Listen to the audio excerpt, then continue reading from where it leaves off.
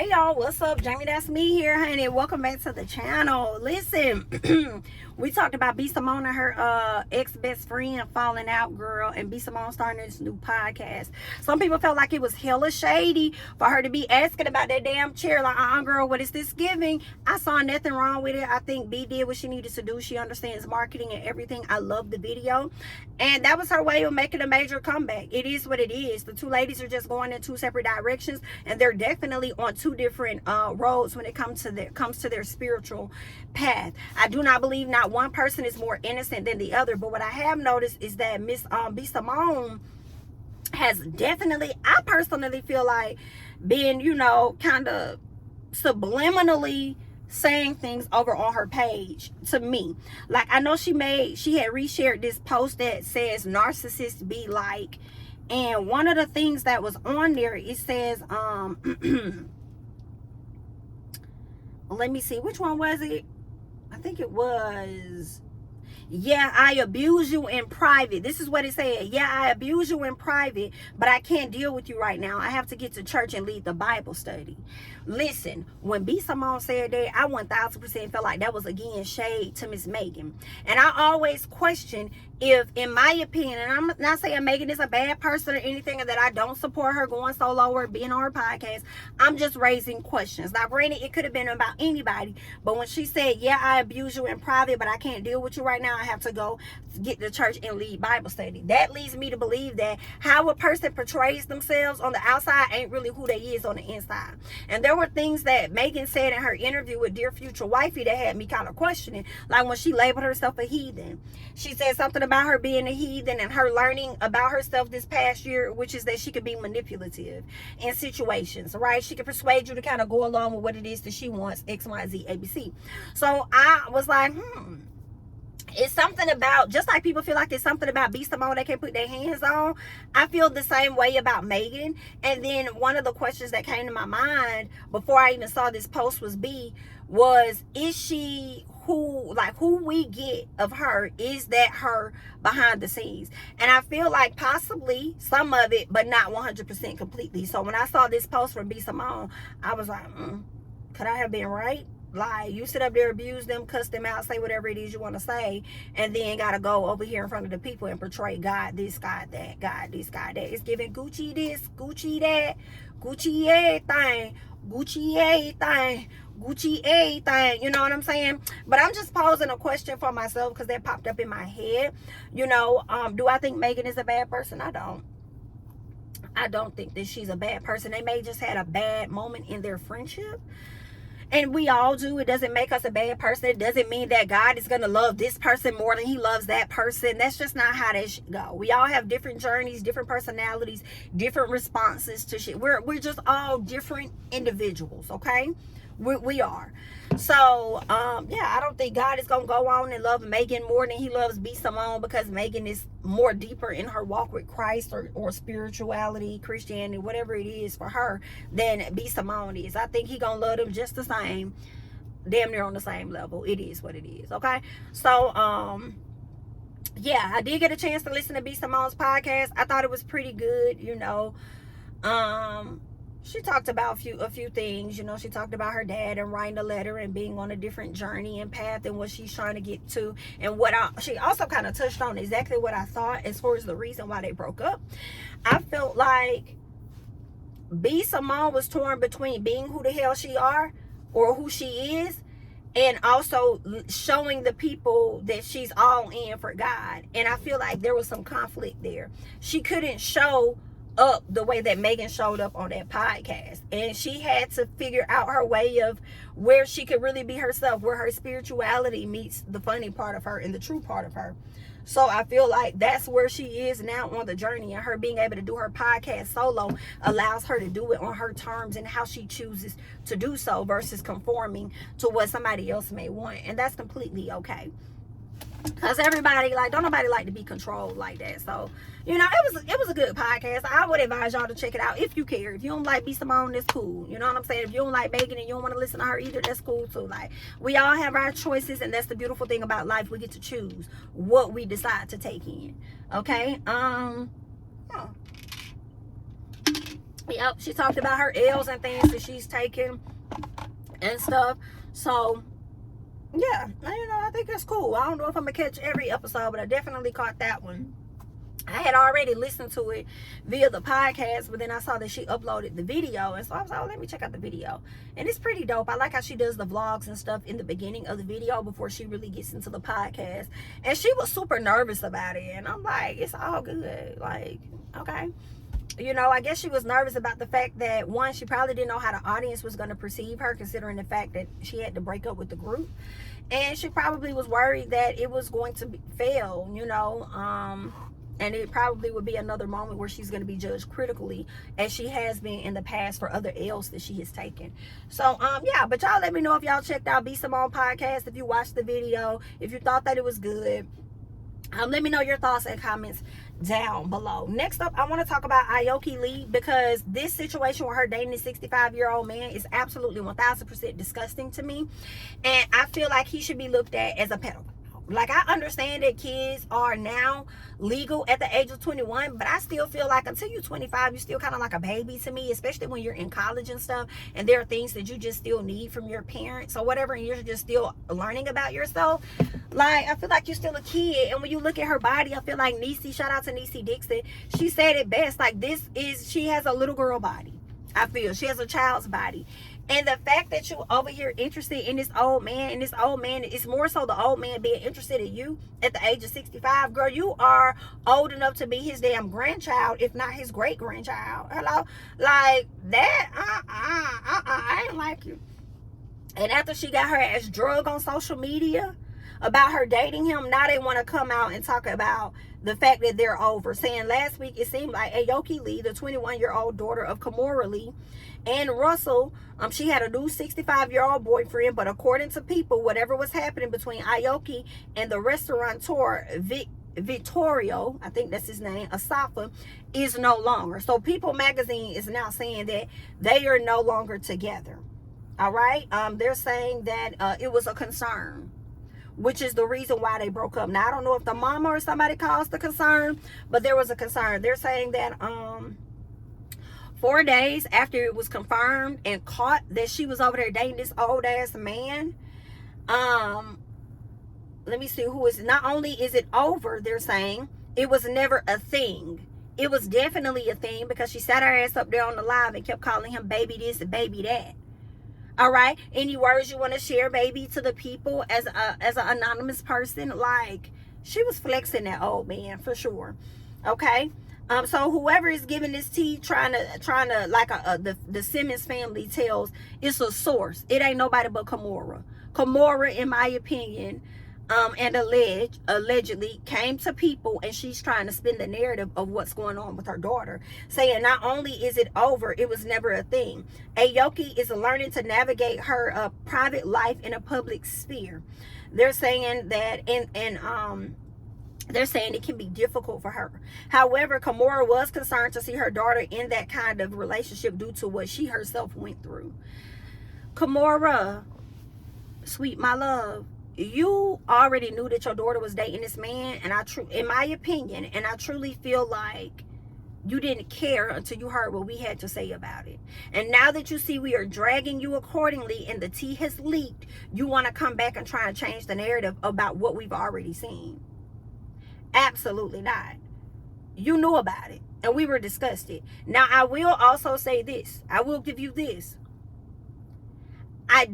Some part of me does think you could have potentially, of course you've known about this, but that doesn't mean that you've always been in 100% support of it, despite what you've been through. I do feel like her dating this man could also, it's a possibility that it also could be her being rebellious. Knowing that maybe her parents don't want her dating this older person, she could be at a place where she's just rebelling. I'm going to do what I want to do because y'all have sheltered me so long and y'all think that y'all can control me and stuff. Now you no longer can, and I can do what I want to. It's my body and I do what I want to. Do what I want to. Do what I want to.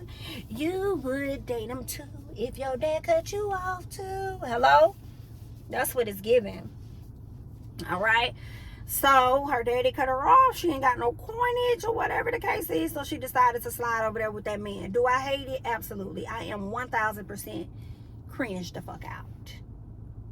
I'm just, girl, I can't take it. This is nasty as hell. It's just, but we gonna let y'all do what y'all want to do because y'all grown. Just like Deion Sanders said, okay? His daughter over there doing what she want to do with Jacquees because she grown as hell. Does he approve of it? Not 100%. And I don't blame him for not approving of his daughter dating that boy, especially the way he's still over there talking to his ex, Dreezy, telling Dreezy all their business, and that girl being pregnant. That's disrespectful as hell. You disrespected that girl down to social media, and then next thing you know, y'all still together. And of course, I know she feels compelled to be with you because now she's pregnant with your child, and she probably want that family unit. You know what I'm saying? And that support while she's pregnant. But it's not going to last. And I'm not wishing that on her. I want her relationship to last if that's what she wants. And I would love for him to get it together if that's what she wants. But I will say this. I'm not going to say it won't last. I will just say I am concerned because of how he embarrassed her on social media and how he was embarrassing her privately. He did it privately and publicly. Privately by telling your business to an ex-girl that he dated and still messing with that girl, knowing that you were pregnant. In addition to that, he also wrote a song about y'all relationship trying to get you back. And I felt like that was him playing in your damn face yet again and trying to profit off of y'all situation. And that's just whack to me. It is. And you took him back. You so in love. I guess the DICK is that good. And you pregnant, I guess. This is what Deion Sanders says. All right. They said, while Deion Sanders isn't delighted about being a grandfather, he's fully supportive of his daughter, Deandra. The 31-year-old is expecting her first child with R&B singer Jacquees, okay? In a recent interview with People magazine, Sanders confessed that he hasn't fully digested the news of his unborn grandchild, but expressed pride that his daughter had reached a critical life stage. He says, I haven't digested the whole thing yet. The Colorado Buffaloes head coach admitted, adding that not one thing excites him about being a grandpa. Okay. What else? He says, even though this was not planned nor expected, this is still something God allowed to happen. I'm not having my baby to keep a man. I'm sorry, this is what she said. I'm not having my baby to keep a man. I'm having my baby for all the times I was told I wouldn't be able to. That's what the daughter says, okay? Hey, if that's what you want to do, who the hell am I? There are plenty of women trying to get pregnant or unable to get pregnant. Some are willing to even go off and get pregnant, you know, via IVF or whatever the case is, and be single parents on their own, all because they desire to have child legacy. I get it. All right. I feel like Deion Sanders putting his statement in and angling it towards, I'm not excited to be a grandpa. I think it's more of him not excited with who his daughter is having a child with. I feel like if he supported the relationship, knew more about the person that she was dating, I feel like he would be excited for them welcoming this new child. That's just what I think. Like, you're not excited to be a granddad when you're at that age to likely be a damn granddad. Your daughter is in her early 30s. You're not excited to be a grandfather yet? Like, what the hell? That don't sound right to me. That was his way of trying not to say that he does not support his daughter's relationship. Okay? And that's just really that on that. And I don't blame him for that. Like, girl, this boy's a damn clown. And one thing about it, daddy gonna know when you dealing with a motherfucking clown. Just like mama gonna know when you have a mess as a friend and a bitch really ain't your friend. Hello? So it really ain't no different, okay? Let's talk about this young man, Rashi Rice, who has not learned his damn lesson and should have learned a lot from, what's that boy, Riggs or Griggs? I think it was Riggs, the last football player that got into that accident. I feel like he was from Alabama. Let me type it in. Riggs accident. Was it Zach Riggs? What was that boy name? Henry Ruggs. That's what it was. Henry Ruggs. You should have learned from Henry Ruggs.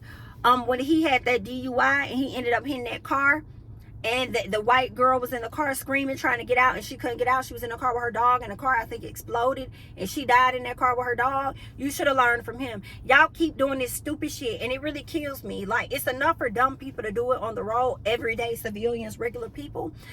But it's also a whole nother thing when y'all black boys especially get a little bit of money from the NFL and you think that you are above the law and nothing will happen to you. And y'all just be sitting up here driving drunk. And you better be glad you didn't kill nobody. Because he had an accident, multi-car accident. He was under the influence. Him and all his friends fled the scene. Took whatever items, bags that they had with weapons, if that was the case, unless some people were lying. They just fled the scene, and then he finally turned his damn self in. So now it looks like he might be facing some time. All right, they said, they said Kansas City Chiefs running back Rashi Rice turns himself in following multi-vehicle crash in Dallas. All right, they're saying this case was conducted as all cases are conducted, thorough and fair, as this is what all victims deserve and what our city demands. An investigation has no timeline. We will not be pressured. We will do what is right. Our men and women work to determine who is involved, how they were involved, conduct interviews, and gather evidence to build a solid case to hold people accountable for dangerous conduct in our city. I know that's right. I am proud of the work they have I am proud of the work they do each day, and I'm proud to be their chief. Okay, so it looks like he did come out to take full responsibility for what happened, but it looks like he might be facing some time. Okay, they said he's facing 8 charges for his involvement. Girl, this is some mess here. Let me look up more on you, Rashee. Mr. Rashi Rice, baby. Oh, wow. You're facing 8 criminal charges. And you know you fled the scene. So you know they on your ass even more because you fled the scene. Because that shows you being careless. And then, how old are you? Are you 21 years of age?